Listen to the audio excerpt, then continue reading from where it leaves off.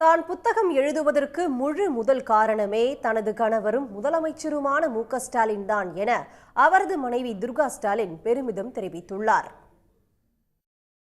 முதலமைச்சர் மு.க.ஸ்டாலினின் மனைவியான துர்கா ஸ்டாலினின் அவரும் நானும் நூலின் 2ஆம் பாகம் வெளியீட்டு விழா சென்னை கோட்டூர்புரத்தில் உள்ள அண்ணா நூற்றாண்டு நூலக வளாகத்தில் நடைபெற்றது.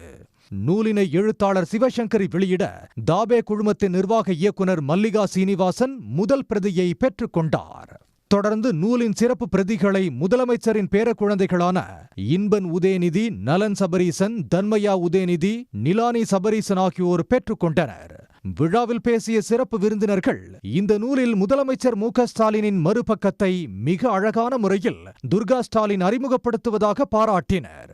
எத்தனை அழகாக வெளிச்சம் போட்டு யதார்த்தமாக உண்மைபூர்வமாக நமக்கு அறிமுகப்படுத்துகிறார்ங்கிறத நினைக்கும் போது ரொம்ப சந்தோஷமாக இருக்கு.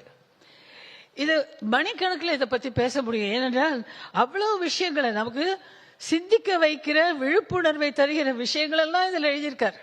ரொம்ப ஆச்சரியமா இருக்கு. நான் படிச்ச போது இது எனக்கு தோணவே இல்லையே அப்படின்னு நிறைய இடங்கள்ல நான் ஃபீல் பண்ணேன். ஏற்புரை நிகழ்த்திய நூலாசிரியரான துர்கா ஸ்டாலின் நிகழ்ச்சிக்கு நேரில் வர முடியவில்லை என்றாலும் தனது கணவரும் முதலமைச்சருமான மு.க.ஸ்டாலினின் எண்ணம் முழுக்க இங்குதான் இருக்கும் என தெரிவித்தார்.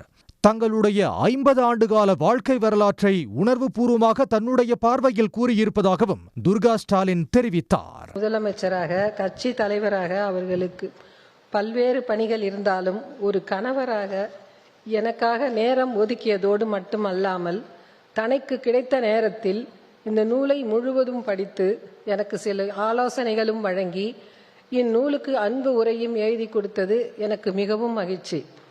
இந்த புத்தக வெளியீட்டு விழாவிற்கு அவரால் வர முடியவில்லை என்றாலும் மனம் முழுக்க இங்குதான் இருக்கும்.